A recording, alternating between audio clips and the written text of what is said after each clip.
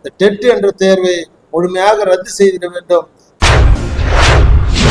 10ஆம் வகுப்புக்கும் 12ஆம் வகுப்பு அந்த சான்றிதழை வைத்து 5 மதிப்பெண்ணும் 10 ஆண்டுகளுக்கு 5 மதிப்பெண்ணும் 30 மதிப்பெண் இலக்கை குறைத்து 50 விழுக்காடுல தேர்ச்சியை நீங்கள் அறிவிக்க வேண்டும்.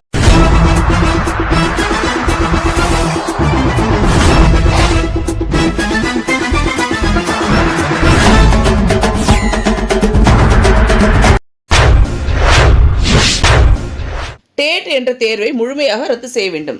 தமிழக ஆரம்பப்பள்ளி ஆசிரியர் கூட்டணி மாநில பொதுச் செயலாளர் ராதாஸ் அரசுக்கு கோரிக்கை. சென்னை திருவல்லிக்கேணியில் உள்ள தமிழக ஆரம்பப்பள்ளி ஆசிரியர் கூட்டணி அலுவலகத்தில் அதன் மாநில பொதுச் செயலாளர் ராதாஸ் செய்தியாளரை சந்தித்தார். அப்பொழுது அவர் செய்தியாளரிடம் கூறுகையில், தமிழ்நாட்டில் சிறப்பு தேர்வு என்ற பெயரில் ஆசிரியர்களுக்கு அவமானம் ஏற்படுத்தும் வகையில் சிறப்பு தகுதி தேர்வு நடைபெற்றுள்ளது.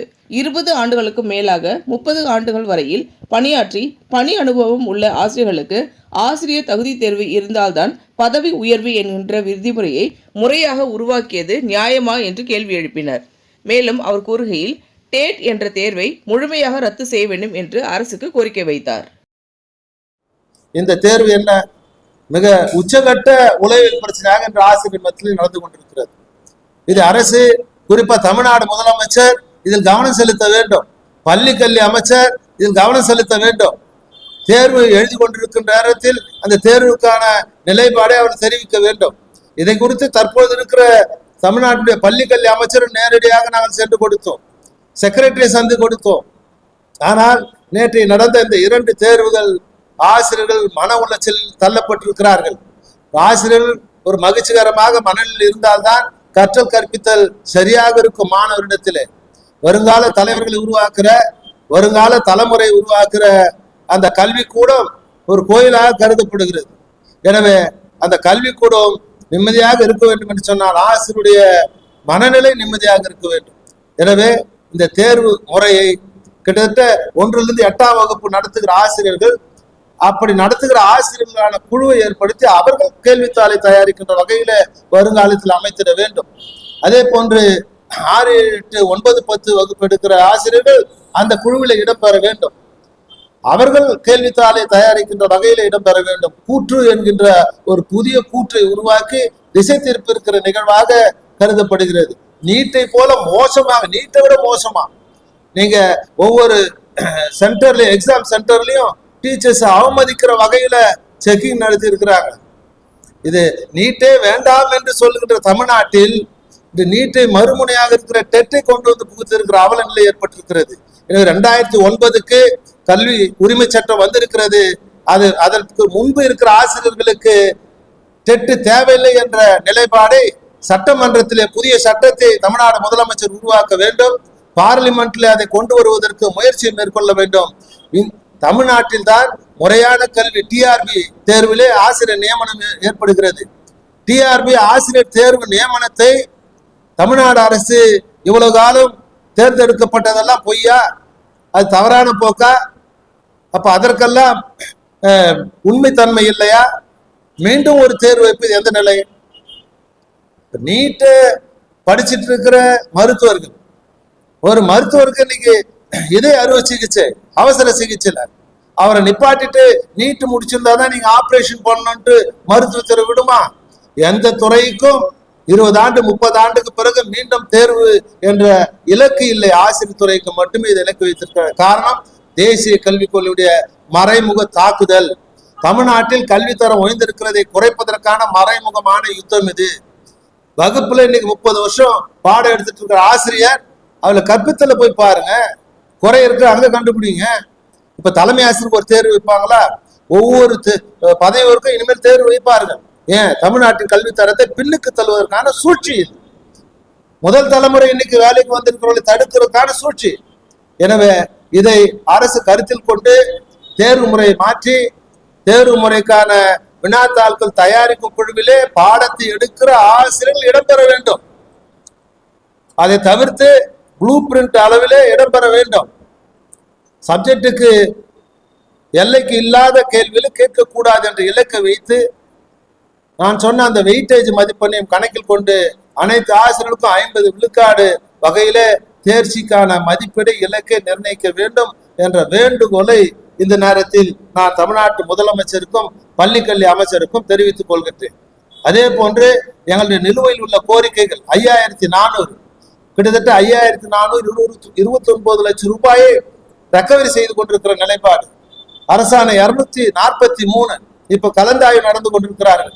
இதுல ஒன்றிய அளவில் நடத்தலாம் என்று வாக்குறுதி போன ஆட்சியில கொடுத்தார்கள். அது எந்த நிலையில் இருக்குன்னு தெரியல இந்த ஆட்சியில். எனவே இன்றைக்கு 243 அரசாணை போட்டு பந்தாடப்படுகிறார்கள் ஆசிரியர்கள். நீங்க பாத்தீங்கன்னா இன்னைக்கு 4 ஆண்டுகள் தலைமை ஆசிரியர் பதவி உயர்வு இல்லாமலேயே பள்ளிகள் 5000 தலைமை ஆசிரியர் பணியிடம் காலியா இருக்கு. ஒரு பக்கம் பணி நிரவல், ஒரு 5000 பேர் பணி நிரவல். இந்த தலைமை ஆசிரியர் பதவி உயர்வு கொடுத்தால் பணி நிரவல் சமமாக்கப்படும். தலைமை ஆசிரியர் பதவி 5 ஆண்டுகளாக தராமல் இன்றைக்கு பணி நிரவலை நடத்தி கொண்டிருப்பதை நிறுத்தி இருக்கிறது. எனவே இது சமநிலைப்படுத்த வேண்டும் என்று சொன்னால் உண்மையாக 2028 ஆகஸ்டுக்குள் டெட் தேர்வு முடிக்க வேண்டும் என்று உச்சநீதிமன்ற இலக்கை கொடுத்திருக்கிறார்கள்.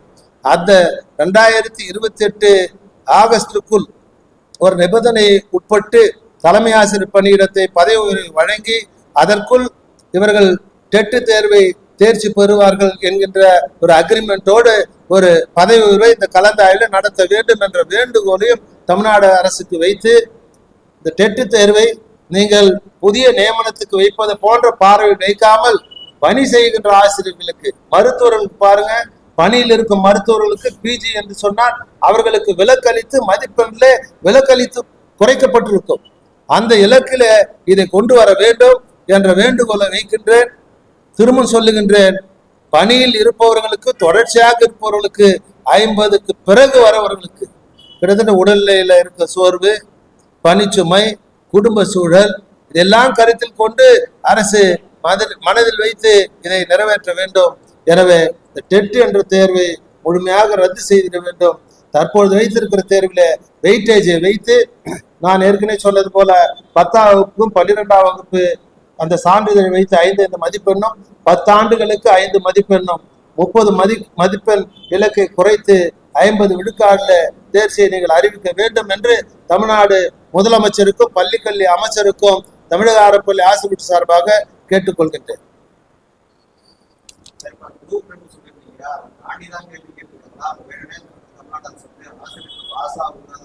நிச்சயமா திட்டமிட்டு ஆசிரியர்களை பழி வாங்குற எண்ணத்தில் இதை வைத்திருப்பதாக தான் நான் கருதுகிறேன். 1ஆம் வகுப்பிற்கு +2 தேர்வுக்கான அந்த இலக்கை வைத்திருக்கிறார்கள். அவங்க டயட்ல ஒரு கோச்சிங் சென்டரா காலையில ஒரு ட்ரைனிங்கை வச்சு மாடல் கொஸ்டின் பேப்பர் நடத்தினாங்க. அந்த நடத்திய அந்த கொஸ்டின் பேப்பர்ல எதுவும் வரல.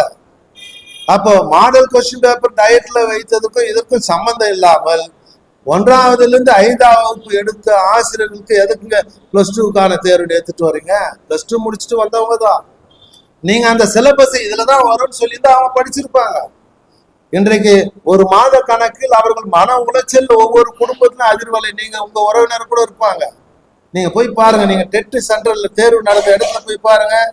ஒரு மாவட்டத்துல 1 நிமிடத்துல காலதாமதமா போனதுனால அந்த ஆசிரியரை கொச்சைப்படுத்தி அவமானப்படுத்தி இருக்கிறார்கள் முதன்மை கல்வி அலுவலர். ராணிப்பேட்டில் பார்த்துருப்பீங்க. அது ஒரு சிரிச்சுக்கிட்டு வர போறாங்க அந்த ஆசிரியர் லேட்டா வந்தது. இது உளவியல் பிரச்சனை இல்லையா? அந்த குடும்பத்துக்கு யார் பதில் சொல்வது? ஒரு ஊடகத்துக்கும் ஊடக நண்பர் உங்களுக்கு தெரியும் எதை வெளியிடுவது எதை வெளியிடக்கூடாது என்ற தர்மம் இருக்கிறது. இன்னைக்கு ஆசிரியருடைய தேர்ச்சியை விளக்கும் பொழுது இதே ஊடக தர்மம் என்ன சொல்லும்? ஒரு ஆசிரியருடைய தேர்ச்சியை கூட ஒரு சமூக பார்வையாக பார்க்க வேண்டும். நேரடியா நான் இளைஞரா இருக்கும் பொழுது ஓடிய ஓட்டத்திற்கு கோல்டு மெடல் எல்லாம் வாங்கி வச்சிருப்பார். 60 வயசுல அவர் ஓட சொல்ல அவர் கோச்சர் ஆயிட்டு இருப்பார். நீ திரும்ப ஓடினாதான் உனக்கு கோச்சர்ன்ட்டு சொல்ல முடியுமா? முடியாது. இந்த பணி அனுபவத்தை வைத்து இது இந்த ஆசிரியர் சமூகத்தை போற்றவும் பாதுகாக்கக்கூடிய அரசு என்றும் சிறப்பா இருக்கும். ஆசிரியர்களை அவமானப்படுத்தினா இந்த அரசுக்கும் அவமானம். இன்னைக்கு நான் அதுதான் சொன்னேன். ஆசிரியர் தேர்வு வாரம் இருக்கு. ஆசிரியர் தேர்வு வாரத்துல இவ்வளவு காலம் தேர்ச்சி பற்றி நியமனம் பண்ணவங்க எல்லாம் தவறா போயிடாதா தமிழ்நாட்டு அரசுக்கு? இவர்களாலே நியமனம் பட்டவர்கள் நியமனம் எல்லாம் தவறு என்று போகாதா? இதை நாம் இந்திய அரசுக்கு முன்மாதிரியாக இதை சேலஞ்ச் பண்ணி நடத்த வேண்டும் அல்லவா? இதுதான் கேள்வி. எனவே இது ஏதோ ஆசிரியருக்கு மட்டும் நடந்த அவமானம் கிடையாது. இது சமூக அவமானம், இந்த நாட்டுக்கு அவமானம், தமிழ்நாட்டுக்கு அவமானம். எனவே இதை பாதுகாக்க வேண்டிய பொறுப்பு அரசுக்கு இருக்கிறது. உடனடியாக தலையிட்டு தமிழ்நாடு முதலமைச்சர் இதுக்கு ஒரு தீர்வு காண வேண்டும் என்ற வேண்டுகோளை வைக்கின்றேன்.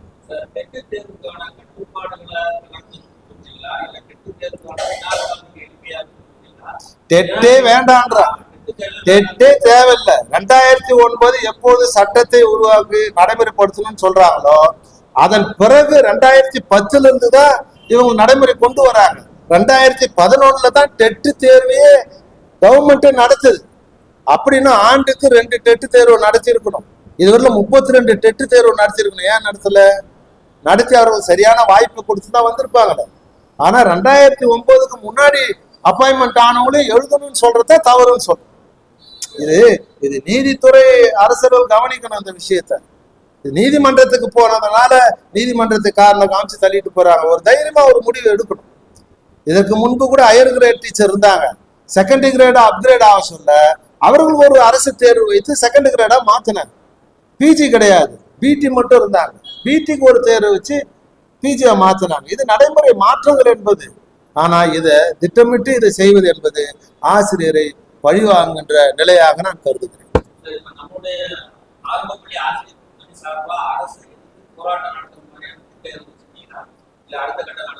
நிச்சயமா அடுத்த கட்ட நடவடிக்கை எல்லா சங்கங்களையும் அழைத்து பேசி டிட்டோஜாக் பேரமைப்பும் கூடியிருக்கிறது. அடுத்த கட்ட நடவடிக்கை எல்லா சங்கத்தையும் ஒருங்கிணைத்து இதற்கான எதிர்ப்பை நாங்கள் ஆர்ப்பாட்டமாக போராட்டமாக அங்கே முடிவெடுத்து அறிவிப்போம். நிச்சயமாக அரசின் கவனத்துக்கு கொண்டு செல்வோம். போராட்ட வடிவத்தில் மாறும். இந்த வீடியோ உங்களுக்கு பிடிச்சிருந்தா லைக் பண்ணுங்க, கமெண்ட் பண்ணுங்க, ஷேர் பண்ணுங்க, சப்ஸ்கிரைப் பண்ணுங்க.